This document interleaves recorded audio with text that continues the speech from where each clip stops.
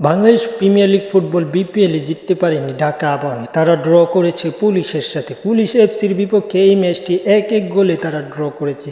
এই ড্রয়ের মাধ্যমে তারা চ্যাম্পিয়ন্স রেস থেকে প্রায় ছিটকে যাওয়ার পথই, কারণ তাদের আগে আরও দুইজন আছে, আবাহনী এবং বসুন্ধরা কিংস, যাদের পয়েন্ট ব্যাপক ব্যবধান।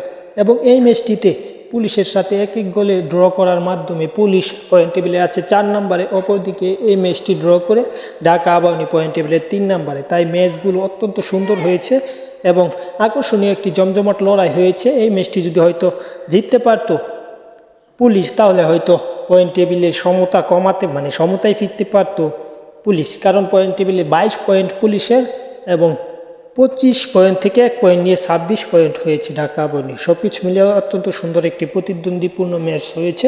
যাই হোক, খেলার আপডেট পেতে চ্যানেলটি সাবস্ক্রাইব করে পাশে থাকুন এবং পাশে থাকা বেল আইকন বাজিয়ে রাখুন।